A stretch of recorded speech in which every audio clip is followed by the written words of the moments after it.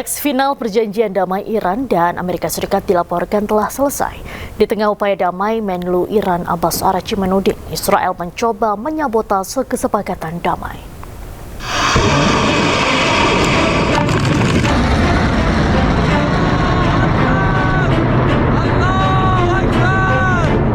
Dilansir dari media Iran Press TV, Menteri Luar Negeri Iran Abbas Araghchi menyebutkan sejumlah poin penting terkait perjanjian damai dengan Amerika Serikat. Namun, di tengah upaya damai tersebut, Araghchi menuding Israel menentang perjanjian dan menyabotase kesepakatan damai dengan AS.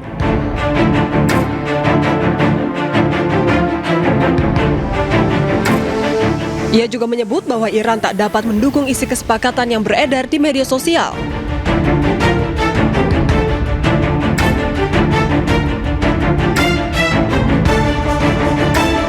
Selain itu, Araghchi menegaskan bahwa Amerika Serikat harus berhenti mengancam jika ingin mencapai kesepakatan damai.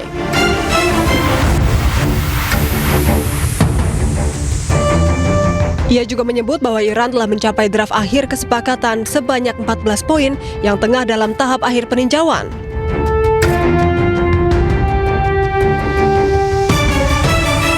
Terkait Selat Hormuz, Araghchi menegaskan bahwa tidak ada perairan internasional di Selat Hormuz.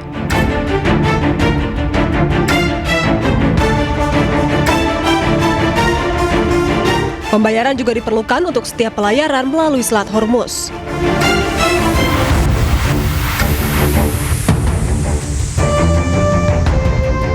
Sementara itu, Ketua Parlemen sekaligus Kepala Negosiator Damai Iran Muhammad Ghalibaf juga ikut menegaskan bahwa teks final perjanjian damai Iran dan AS telah selesai. Kini, Pakistan tengah bekerja sama dengan kedua belah pihak untuk menyelesaikan langkah selanjutnya. Rencananya, jika tidak ada aral melintang, perjanjian damai akan ditandatangani hari Minggu di Jenewa, Swiss.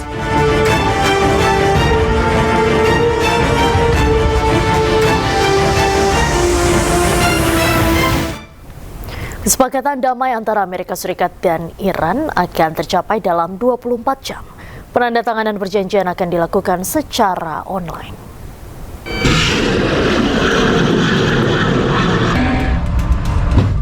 Perdana Menteri Pakistan Shehbaz Sharif mengumumkan Amerika Serikat dan Iran telah mencapai kesepakatan akhir terkait poin-poin perjanjian perdamaian.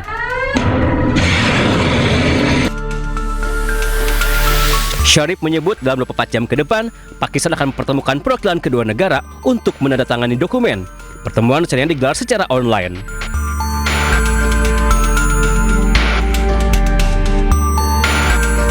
Menurut Sharif, selain bersejarah, kesepakatan antara Washington dan Teheran akan membangun perdamaian dan mengakhiri perang.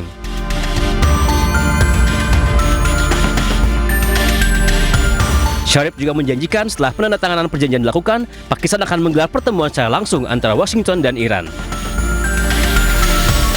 Sejak April, Pakistan terus mendorong Amerika Serikat dan Iran untuk mencapai titik temu. Upaya diplomasi terus dilakukan, namun kerap tidak membuahkan hasil. Pengamat hubungan internasional Presiden University Teguh Reza Shah menilai klaim Amerika Serikat yang menyebut telah capai kesepakatan damai dengan Iran masih perlu dicermati. Pasalnya Iran menyebut belum sepenuhnya sepakat dan masih menyimpan sejumlah tuntutan penting yang dianggap tidak bisa ditawar.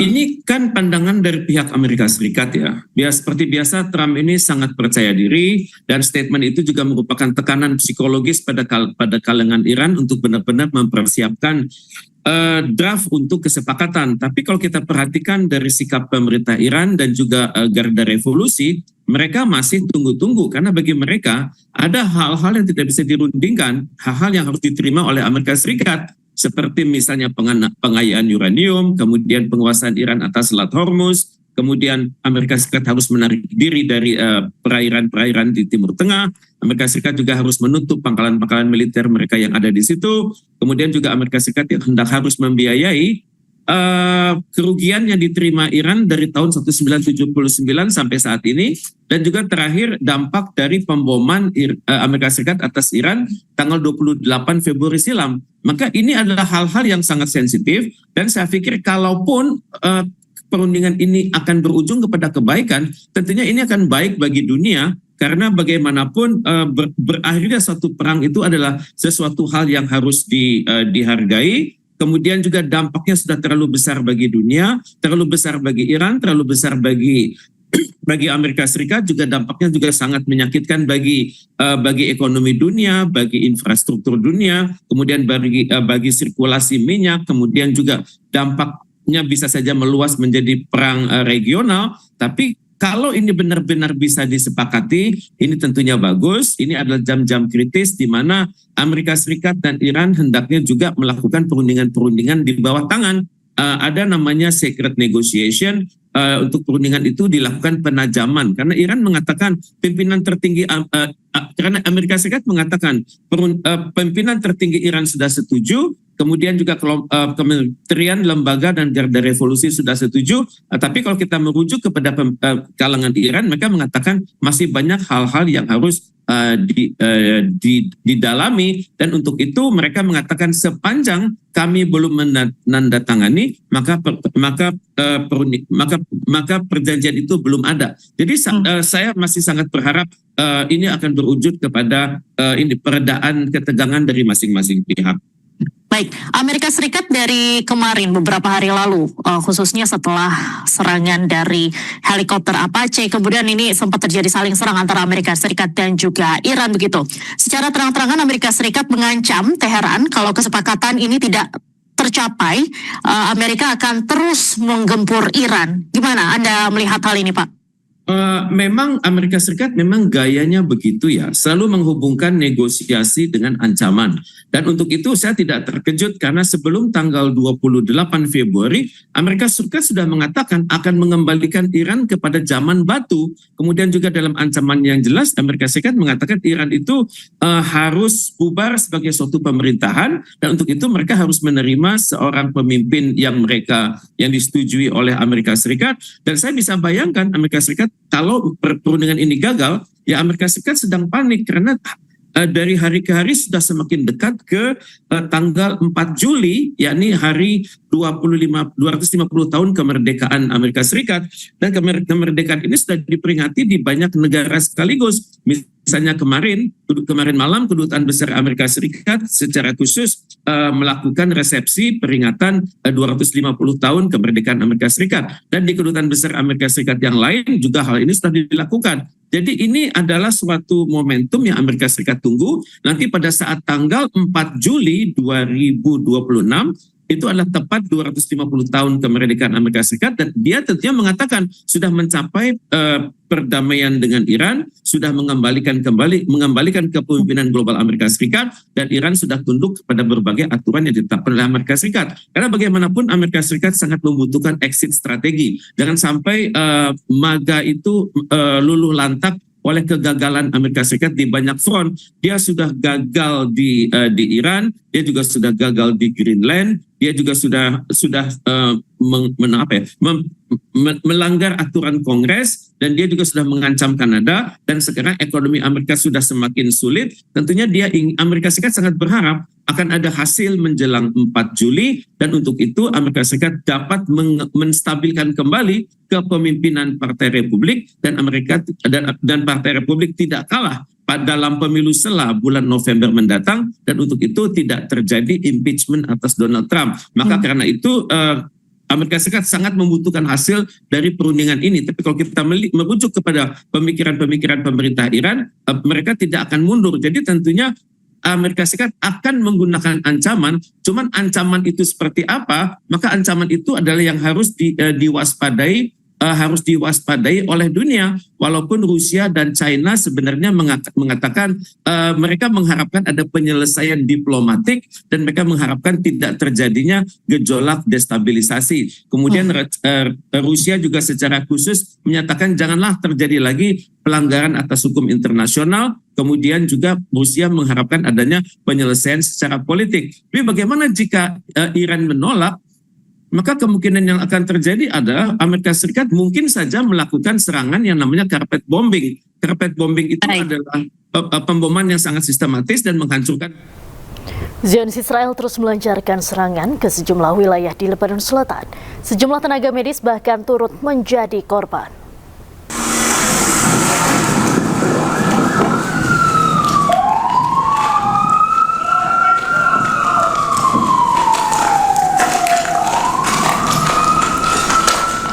Tim medis di Lebanon Selatan berupaya keras memberikan pertolongan darurat dan mengevakuasi korban luka serangan drone Israel di kota Al-Shahabiyah. Korban yang terluka akibat ledakan tersebut langsung dilarikan ke fasilitas kesehatan terdekat untuk mendapatkan perawatan intensif. Sementara situasi di lokasi ledakan menunjukkan kerusakan luas pada infrastruktur sipil.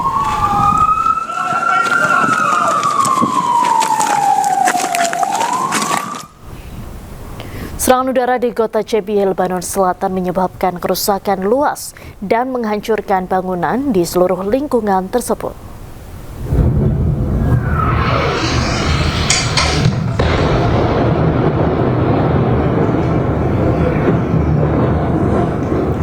Serangan udara Israel ke Lebanon Selatan menargetkan infrastruktur dan anggota Hizbullah. Israel dan Hizbullah terus melanjutkan serangan mereka meskipun ada gencatan senjata.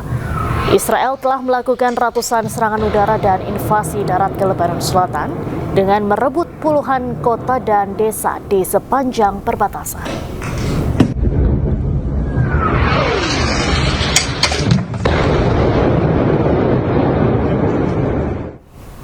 Serangan udara Israel menggempur desa Kafar-Zos di Nabatiyeh, Lebanon Selatan. Serangan itu mengakibatkan kerusakan bangunan.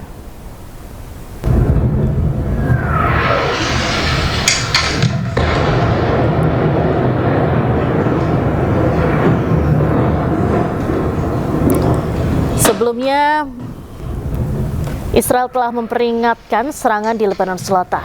Israel meminta penduduk di 20 kota dan desa di Nabatiyeh untuk mengungsi. Serangan udara militer Israel ke Lebanon Selatan ini menargetkan infrastruktur permukiman dan wilayah administrasi yang diklaim sebagai basis Hizbullah. Gempuran ini telah memakan korban jiwa.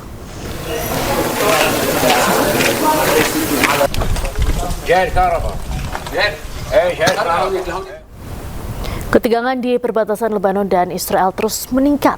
Serangan udara Israel menggempur wilayah selatan Lebanon di dekat Bukit Ali Al-Taher, Nabatiyeh.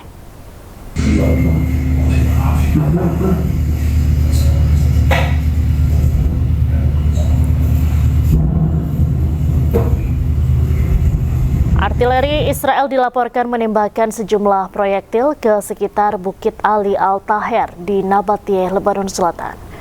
Serangan juga disebut melibatkan amunisi fosfor yang menghantam area di sekitar lokasi. Hingga kini belum ada laporan resmi mengenai korban jiwa maupun dampak kerusakan akibat serangan tersebut. Serangan terjadi di tengah operasi militer yang berlangsung di kawasan perbatasan selama beberapa bulan terakhir menjadi titik ketegangan antara Israel dan kelompok bersenjata di Lebanon.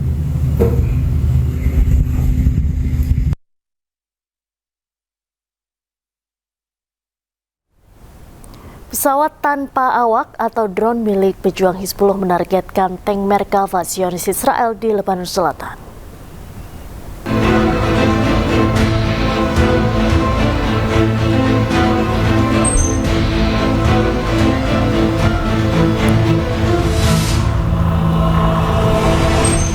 Pesawat tanpa awak atau drone milik pejuang Hizbullah kembali menargetkan kendaraan militer Israel.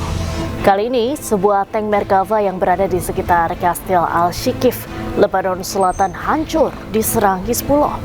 Selain kendaraan militer, drone Hizbullah juga menyasar tentara Zionis Israel. Israel sendiri mengaku kewalahan dalam menghadapi drone Hizbullah. Sejumlah cara dilakukan Israel untuk menghalau drone Hizbullah, termasuk jaringan pelindung, namun gagal.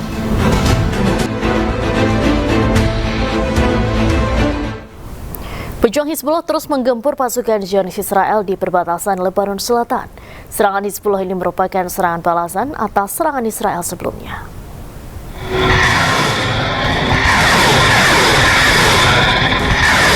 Pejuang Hizbullah terus gempur pasukan Zionis Israel di perbatasan Lebanon Selatan.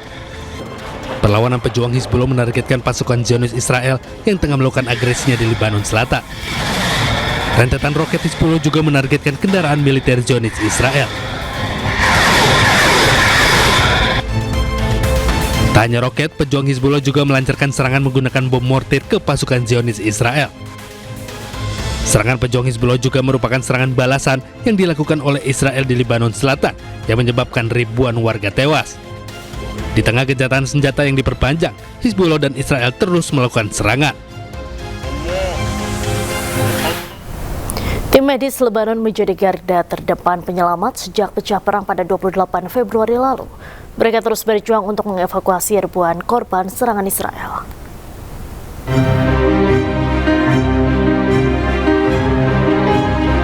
Di antara puing-puing reruntuhan, tim medis Lebanon terus berjuang mengevakuasi korban serangan Israel. Dengan sigap dan sekuat tenaga, mereka tak henti menjadi garda terdepan, mencari dan menyelamatkan para korban. Tim medis Lebanon tetap meluncur ke lokasi serangan, meski terancam bahaya dan resiko tinggi terhantam serangan Israel.